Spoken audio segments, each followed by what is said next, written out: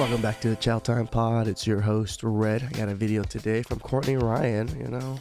Men struggle and they ask her questions, and she goes over a lot of good things for men. And I believe she's actually a very good tool for men overall. I'm not saying go over to her and listen to everything she says, but it's nice to have good, strong women perspective that are the type of women we're looking for. So please like and subscribe down below. I'd really appreciate that. And let's get to that chow. It's chow time. Hi everyone, welcome back to my channel. If you're new here, I'm Courtney Ryan, and today we're going to be talking about the fact that 63% of men under 30 are electively single. I don't know about this electively single. I don't think they're choosing to be single. Maybe like 50% of those 60 are choosing to be single. The other half just can't get women.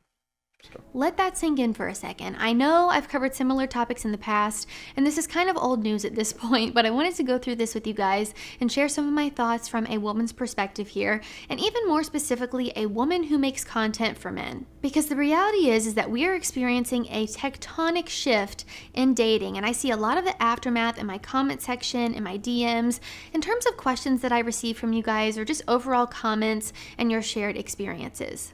I actually got on my Instagram stories the other day and I asked my followers, what are the biggest struggles you're having with dating at the moment? I had men and women answer, mostly men of course, and I'll actually be sharing some of the most common responses I got later in the video after I go through some stats and other info first. But before we get into the stats, big thanks to AG1 for sponsoring today's video.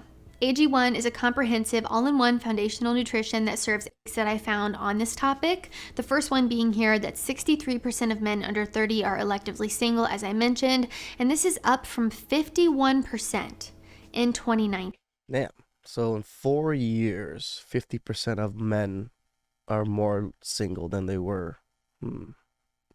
Experts are blaming erotic alone time online as a major culprit.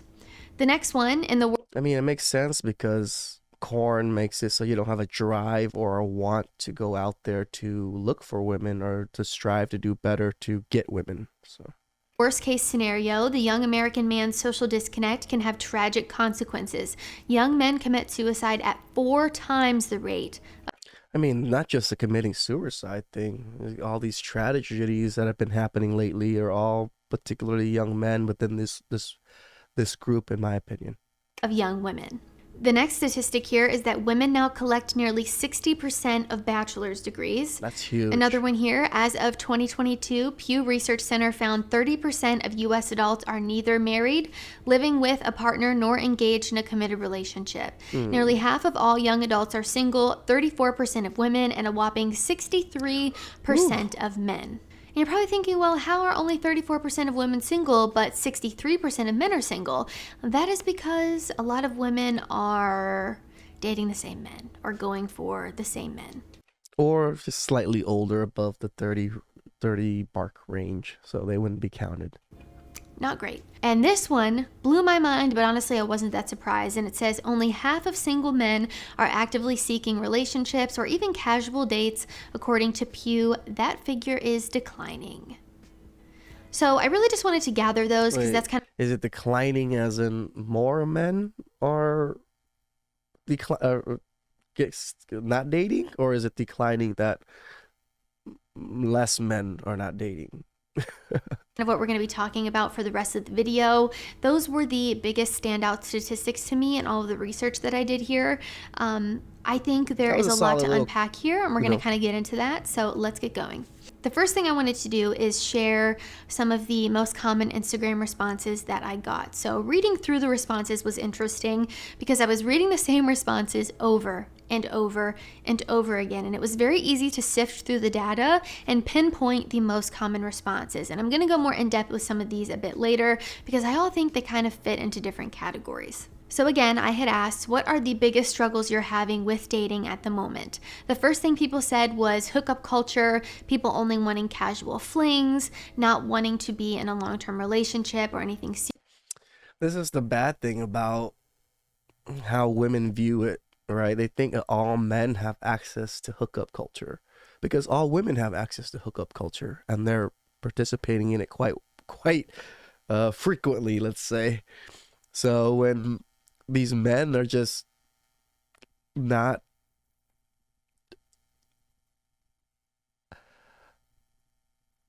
doing well in this hookup culture, right? And most men that don't like hookup culture, they're looking for a future. They want to build a family.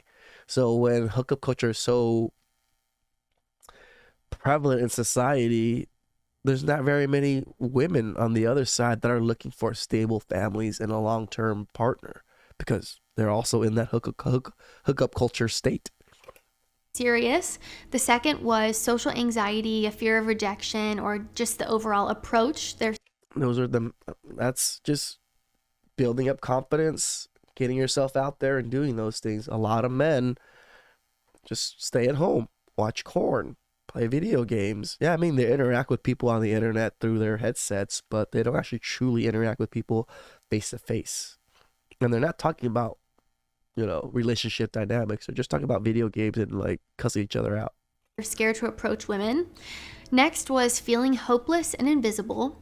The next, men that don't try. Like, you gotta strive to be a little bit better. Like, if you feel like you're invisible and nope, you're just being ignored, then you have to do something to make it so that you're being seen. Either work on your body, work on your health, work on your looks, dress better, whatever it is. Like, people think, especially men, younger men, think that just because they are, that they should receive. No, you need to become to be able to receive. This was ghosting and flaking, unrealistic expectations, no matches on dating apps, and just struggling to meet. Dude, the no matches on dating apps thing is hard. I don't experience this, but I can't imagine if I was on a dating app, and I don't get any matches. I would be pretty, in my head about it too. Like, damn, am I that ugly that nobody wants to deal with it? But it's also a lot of men, they don't optimize their profile. They don't optimize themselves for the opposite sex. Like, they just think I can just take regular, whatever stupid pictures, whatever my stupid profile is, and I should just be able to get a date. Like, no, you need to put work into almost everything you do. A profile, pictures, and things. If you want to get a date, you have to work towards getting a date. You can't just download an app and just it happens. That's the instant gratification of these dating apps. Now people think they can just get an instant gratification, but it isn't like that for a lot of men. They need to build themselves up. Women in general, they don't know where to go, and worrying that they're going to end up alone. And if we have to narrow it down here, I think there are a few key reasons as to why these struggles that I just mentioned are the most common struggles that people are experiencing. I think there's a reason why these are happening and just continuing to become more prominent in people's lives. The first thing that I think is causing a lot of these problems is isolation. Yep. This here says, these statistics tell a sadder truth about this generation of men, NYU psych professor Niobe Way told the outlet. We're in a crisis of connection, Way said. Disconnection from ourselves and disconnection from each other, and it's getting worse. Absolutely agree with that. We talked about this on an episode before. Men don't have that many close friends anymore. At my age, back in the 50s, men had like 6 to 9 close friends. Now I only have 2 close friends, and majority of men my age have about 2. As in the early 1990s, 55% of men were reported to have 6 or more close friends. Right? That percentage dwindled down to 27 in 2021, according to the American Perspective Survey. Now, 15% of men say they have no close personal friendships, data compiled by the Survey Center on American Life found. Damn, 15% have no close friendships. Those men are lonely men. Big reason for this is because men are taught to prioritize a career. After all, women tend to go for men who are more successful, who make more money, who are, have a higher social status, who do well in their career or make good money for themselves.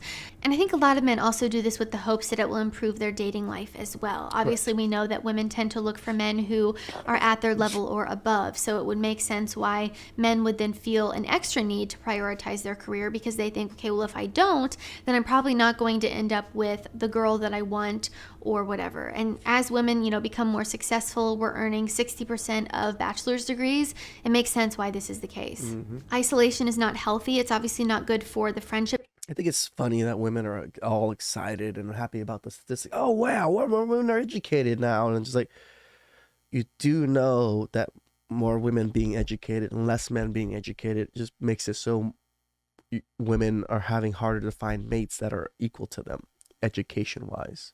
That would be the downside of that. In your life, but also for romantic relationships. It's having a lot of negative consequences there. And that leads me into my next point, which is dating apps, social media, and porn. This excerpt says, young men are watching a lot of social media, they're watching a lot of porn, and I think they're getting a lot of their needs met without having to go out. Young men Correct. are excessively turning to porn to satiate their sexual needs, which in turn is causing long-term consequences to their sexual well-being. Yeah, man, constantly busting nuts, takes down your drive, takes down your testosterone, takes down your wants. It's just like, I know most of you guys have, like, busted a nut before you went to a date, and after you busted a nut, you had like less of an urge to want to go out on that date, right? That's just how it happens sometimes. And that's how biology works for men. So the more you're constantly busting nuts, the less you are to want to strive to look for a person or be with someone when you get the satisfaction already. Important aspects of mating strategy have been completely removed from dating altogether with the rise of apps and social media. You no longer get to experience the entirety of another human, and you're merely reduced to a set of photos and a one-sentence bio. But there are That was some good chow. I don't want to do all of her video. I just want to do some so you guys can go check it out yourself. But, all the things that men are struggling when she asked in her Instagram, all those things are things that men can change and do themselves and fix. But I understand that a lot of men don't have that drive or that want because, again, corn really sedated us in many ways. So please like and subscribe down below. I'd really appreciate that, and I'll catch you guys next time. It's chow time.